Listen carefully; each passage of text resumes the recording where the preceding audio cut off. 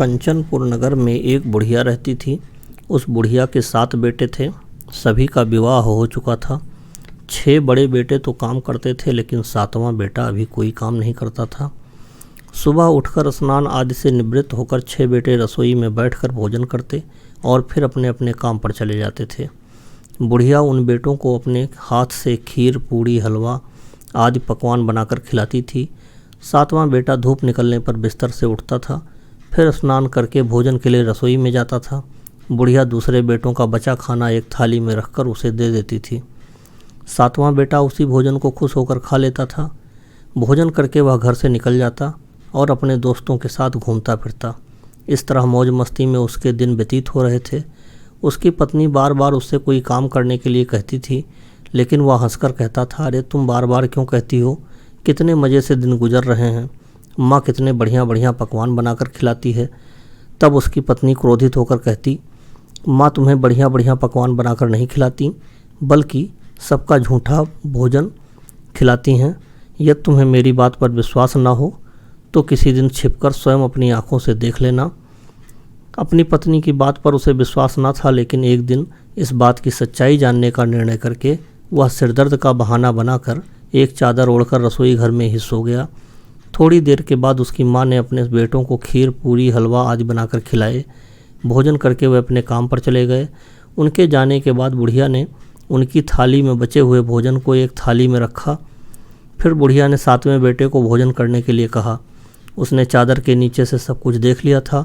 वह उठकर बोला, माँ मुझे भूख नहीं है, मैं परदेश जा रहा हूँ। बुढ़िया ने कहा, कल जाता हो तो आज ही चला जा। बुढ़िया के कठोर वचन सुनकर वह तुरंत परदेश जाने की तैयारी करने लगा। चलने से पहले वह अपनी पत्नी के पास गया। उसकी पत्नी गौशाला में गोबर के कंडे पाथ रही थी। उसने जाकर अपनी पत्नी से कहा, हम जावें परदेश को, आवेंगे कुछ काल, तुम रहियो संतोष से, धर्म अपना पाल। अपने पति के वचन सुनकर कुछ गंभीर स्वर में पत्नी बोली, 2 निशानी आपनी, देख धरूं मैं धीर, सुधि मत हमरी बिसारियो, रखियो मन गंभीर। अपनी पत्नी के वचन सुनकर वह बोला, मेरे पास निशानी के लिए बस यह एक अंगूठी है, इसे अपने पास रख लो, लेकिन अब तुम भी अपनी कोई निशानी मुझे दे दो, ताकि परदेश में उस निशानी को देखकर तुम्हें याद कर सकूं। अपने पति की बात सुनकर वह बोली, नाथ मेरे पास निशानी के लिए कुछ भी नहीं है। फिर कुछ सोचकर उसने गोबर के हाथ से उसकी पीठ पर छाप लगा दी। 7वां बेटा अपनी पत्नी की उस निशानी को लेकर परदेश के लिए चल पड़ा। कई दिन की लंबी यात्रा करके वह एक सुंदर व विशाल नगर में पहुंचा। उसने कई दुकानदारों से नौकरी देने के लिए प्रार्थना की, लेकिन सबने उसे परदेसी जानकर उसकी प्रार्थना को ठुकरा दिया। निराश होकर अंत में वह एक सेठ की दुकान पर पहुंचा। उसने सेठ से भी नौकरी देने की प्रार्थना की। सेठ को एक नौकर की ज़रूरत थी। उस सेठ ने उसे नौकरी पर तुरंत रख लिया। उसी दिन से सेठ का भाग्य बदल गया। उस दिन उसकी बहुत बिक्री हुई और वह उस लड़के से बहुत खुश हुआ। कुछ ही दिनों में उसने सेठ का सारा काम संभाल लिया। उसके व्यवहार से दुकान पर आने वाले ग्राहक बहुत प्रसन्न थे। सेठ ने उसकी मेहनत और ईमानदारी देखकर उसे अपना हिस्सादार बना लिया। कुछ ही महीनों में उस लड़के ने बहुत सा धन कमा लिया। संयोगवश कुछ समय बाद सेठ को उस नगर को छोड़कर दूसरे किसी नगर में जाना पड़ा, अतः सेठ अपना हिस्सा लेकर दुकान उस लड़के को देकर चला गया। उधर बुढ़िया ने उस लड़के की पत्नी को बहुत दुख देने शुरू कर दिए। वह हर समय बहू को जली कटी बातें सुनाती रहती थी। बहू बेचारी हर समय काम में लगी रहती थी, लेकिन फिर भी उसकी जेठानियाँ उसे बुरा भला कहती रहती थीं। सुबह होते ही बुढ़िया उस लड़के की पत्नी को जंगल में लकड़ियाँ लेने के लिए भेज देती थी। उसे आटे से निकले चोकर की रोटियाँ खाने को देती थी और नारियल की कटोरी में पानी देती थी। वह बेचारी चोकर की रोटियाँ खाकर भी किसी से कुछ नहीं कहती थी, बस इसे अपने भाग्य का लेखा सोचकर चुप रह जाती थी। एक दिन वह जंगल में लकड़ियाँ काट कर लौट रही थी।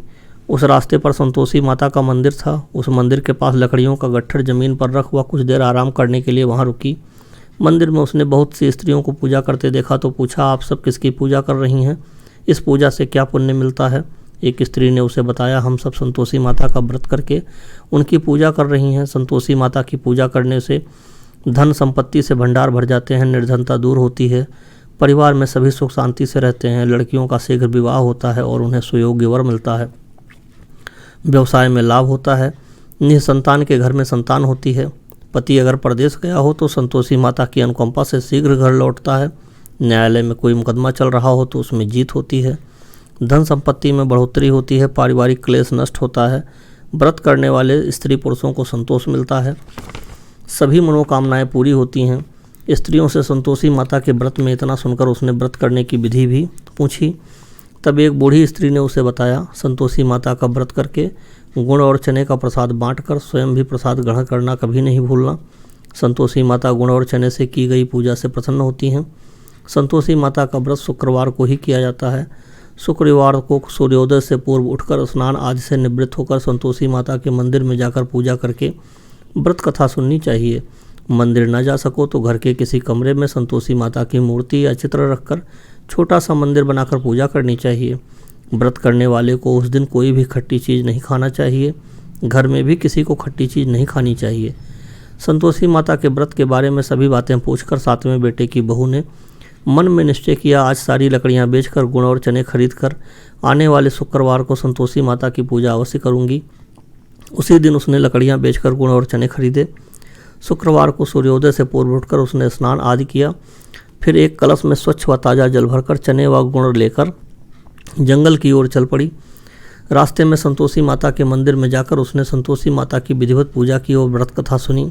फिर संतोषी माता के चरणों में सिर रखकर प्रार्थना की, हे माता, मेरे कष्ट दूर करो, मेरा पति परदेश से सकुशल लौट आए। संतोषी माता का स्मरण करते हुए उसने आसपास वालों को गुड़ और चने का प्रसाद बांटकर थोड़ा सा प्रसाद स्वयं भी ग्रहण किया। इस प्रकार 7वें बेटे की बहू ने हर शुक्रवार को संतोषी माता का विधिवत व्रत करना आरंभ कर दिया। दूसरे शुक्रवार को उसने व्रत किया तो उसके पास पति का पत्र आ गया। तीसरे शुक्रवार को पति का भेजा हुआ रुपया आ गया। इस पर घर के लोग उससे ईर्ष्या करने लगे। जेठानियाँ ताने मारने लगीं, अरे अब तो पति के पत्र आने लगे हैं, रुपया भी आने लगा है। घर के बच्चे भी बार बार कहने लगे, अब तो चाची के पास रुपया आने लगा है, अब तो वह किसी से सीधे मुंह बात भी नहीं करेगी। वह बेचारी सबके ताने सुनकर चुप रह जाती थी। वह हर शुक्रवार को माता संतोषी के मंदिर में व्रत करने और कथा सुनने के बाद उनके चरणों में सिर रखकर प्रार्थना करती थी, हे माता, मैंने आपसे धन नहीं मांगा था, मैंने तो अपने पति के सकुशल लौटने की प्रार्थना की थी। एक दिन उसकी प्रार्थना सुनकर संतोषी माता ने प्रसन्न होकर कहा, जा बेटी, तेरी मनोकामना पूरी होगी, तेरा पति शीघ्र ही घर लौटेगा। वह बेचारी संतोषी माता के वचन सुनकर खुशी खुशी घर लौटी। उधर 7वां बेटा दुकानदारी में इतना व्यस्त हो चुका था कि उसे पत्नी और घर का कोई स्मरण नहीं था। दुकान के काम से उसे फुर्सत ही नहीं मिलती थी। संतोषी माता उस बेटे की इतनी व्यस्तता देखकर बहुत परेशान हुई। तब बहुत सोचकर संतोषी माता ने उस बेटे को स्वप्न में दर्शन देकर कहा, हे धनी साहूकार, सो रहा है या जाग रहा है? वह बोला, हे माता, मैं जाग नहीं रहा और सो भी नहीं रहा, आप मेरे लिए आज्ञा करें। संतोषी माता ने कहा, तूने परदेश में आकर इतना धन कमाया, पर क्या तुझे अपनी पत्नी का भी स्मरण है? उसने कहा, हे माता, मुझे अपनी पत्नी का तो स्मरण है, लेकिन इस दुकान से कहीं जाने का मुझे अवकाश ही नहीं मिलता। सारा रुपया व्यवसाय में लगा हुआ है। जब तक रुपया वापस नहीं आ जाता मैं अपने घर कैसे जा सकता हूँ? संतोषी माता ने कहा, कल सुबह उठकर संतोषी माता का नाम लेकर मंदिर में घी का दीपक जलाकर पूजा करना। फिर देखना, दुकान पर जाकर संतोषी माता के नाम का दीपक जलाकर प्रणाम करके काम शुरू करना। शाम होते होते उधार दिया धन लौट आएगा। इतना कहकर संतोषी माता उसके स्वप्न से अंतर्ध्यान हो गई। सुबह उठकर उसने अपने मित्रों को स्वप्न की बात बताई। वे सब उसका मजाक उड़ाने लगे, लेकिन उसका मन नहीं माना। उसने संतोषी माता पर पूर्ण विश्वास करके उनके मंदिर में जाकर घी का दीपक जलाया। दुकान पर भी दीपक जलाकर उस संतोषी माता का स्मरण करके उसने काम शुरू किया। उस दिन संतोषी माता की अनुकंपा से सचमुच चमत्कार हो गया। उधार सामान ले गए लोग रुपया लौटाने आने लगे। देखते देखते रुपयों का ढेर लग गया। शाम तक सारा धन लौट आया। दुकान का सारा सामान भी हाथों हाथ बिक गया। तब संतोषी माता को नमस्कार करके वह अपने घर लौटने की तैयारी करने लगा। उधर 7वें बेटे की पत्नी प्रतिदिन की तरह जंगल से लकड़ी काटकर घर की ओर लौट रही थी। लकड़ियों का बोझ अधिक होने के कारण उसने मंदिर के पास गट्ठर उतार कर मंदिर के चबूतरे पर बैठकर थोड़ा सा विश्राम किया। तभी उसे दूर से धूल उड़ती दिखाई दी। संतोषी माता से पूछा, हे माता, आज यह धूल कैसी उड़ रही है? माँ ने प्रसन्न होते हुए कहा, आज तुझे तेरी पूजा का फल मिलेगा। तेरा पति परदेश से लौट रहा है, या धूल उसके लौटने से उड़ रही है। अब तू इन लकड़ियों के 3 हिस्से कर। एक हिस्सा नदी के किनारे रख, दूसरा हिस्सा मंदिर में रख दे, तीसरे हिस्से को सिर पर रखकर घर ले जा। तेरा पति लकड़ियाँ देखकर यहाँ रुकेगा, लकड़ियाँ जलाकर भोजन बनाकर खाएगा और फिर उसके बाद घर जाएगा। तू घर पहुँचकर लकड़ियों का गट्ठर आंगन में डालकर कहना, सासू जी लकड़ियों का गट्ठर ले आई हूँ, चोकर की रोटियाँ और नारियल की कटोरी में पानी दे दो। फिर पूछना, आज घर में कौन सा मेहमान आया है। संतोषी माता की बातें सुनकर वह बहुत खुश हुई। उसके बाद वह घर की ओर चल पड़ी। कुछ देर बाद उसका पति भी वहाँ पहुँचा। लकड़ियों का ढेर देखकर भोजन बनाकर खाया। वहीं बैठकर कुछ देर विश्राम करके घर जा पहुँचा। उधर बहू ने लकड़ियों का गट्ठर जमीन पर डालते हुए जोर से आवाज़ लगाई, सासू जी लकड़ियाँ ले लो, चोकर की रोटियाँ और नारियल की कटोरी में पानी दे दो, आज घर में कौन मेहमान आया है। यह सुनकर उसकी बुढ़िया सास बोली, बहू ऐसा क्यों कहती हो, तेरा पति ही तो परदेश से आया है। नहा धोकर मीठी खीर खा, नए कपड़े पहनकर पति के पास बैठ। उसके पति ने कमरे की खिड़की से सब कुछ देखा और सुना। उसने कमरे से बाहर आकर भिखारी की तरह खड़ी अपनी पत्नी को देखकर कहा, माँ यह औरत कौन है। माँ ने कहा, बेटे यह तेरी बहू है, जब से तू परदेश गया है तब से इसने ऐसा हाल बना रखा है, सारा दिन गाँव में ऐसे ही जानवरों की तरह घूमती फिरती है, घर का कोई काम नहीं करती, आज तुझे देखकर चोकर की रोटियां और नारियल की कटोरी में पानी मांग रही है। सातवां बेटा गंभीर होकर बोला, माँ मैंने इसकी सारी बातें स्वयं अपनी कानों से सुनी हैं, मुझे बराबर वाले दूसरे घर की ताली दे दो, मैं उसी घर में रहूँगा। बुढ़िया माँ ने उस बेटे को दूसरे घर की ताली दे दी। वह अपनी पत्नी के साथ उस घर में आनंद से रहने लगा। उसके पास धन की कोई कमी न थी। उसने घर को महल जैसा सुंदर बना दिया। अगले शुक्रवार को उसकी पत्नी ने कहा, प्राणनाथ मैं संतोषी माता का व्रत करती हूँ, संतोषी माता की अनुकंपा से ही मेरे सब काम पूरे हुए हैं, अब मैं व्रत का उद्यापन करना चाहती हूँ। पति ने कहा, अवश्य करो, मैं उद्यापन के लिए सब सामान एकत्र करता हूँ। उसने उद्यापन की तैयारी शुरू कर दी। बहू ने अपनी जेठानियों के लड़कों को भोजन करने के लिए बुलाया। सभी जेठानियाँ उसके धन संपत्ति और वैभव से ईर्ष्या करने लगी थीं। जेठानियों ने अपने बच्चों को सिखाया कि तुम भोजन के समय खट्टी चीज़ें मांगना। वह नहीं चाहती थी कि उसका उद्यापन पूरा हो। संतोषी माता की पूजा के बाद जब बच्चों को भोजन के लिए कहा गया तो सब खटाई मांगने लगे। बहू ने कहा, खटाई किसी को नहीं मिलेगी। तब सभी बच्चे पैसे मांगने लगे। बहू उनकी भावना के बारे में कुछ नहीं जानती थी।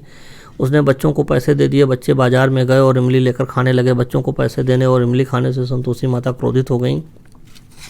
उनके प्रकोप से उसी समय राजा के सैनिक सातवें बेटे के घर जा पहुंचे और उसे पकड़ कर ले आए। जेठानियां ताने देने लगी, अरे बेईमानी से कमा कर धन लाया था इसलिए राजा के सैनिक उसे पकड़ कर ले गए, तब बंदी गृह में रहना पड़ेगा। सातवें बेटे की बहू रोती हुई संतोषी माता के मंदिर में जा पहुंची और प्रार्थना की, हे संतोषी माता, मुझसे ऐसी कौन सी भूल हो गई, आपने इतनी बड़ी सजा हमें क्यों दे दी है। संतोषी माता तुरंत प्रकट हुई और कहने लगी, बेटी तूने उद्यापन में बच्चों को पैसे देकर बहुत बड़ी भूल की है।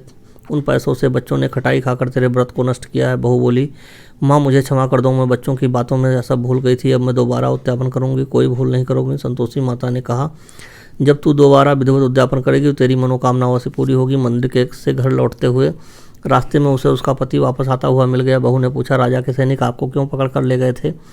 वह हंसते हुए बोला, मैंने इतना धन कमाया था, उसका कर नहीं दिया था, इसलिए राजा ने मुझे बुलाया था। अगले शुक्रवार को उद्यापन के लिए बहू ने लड़कों को भोजन के लिए बुलाया।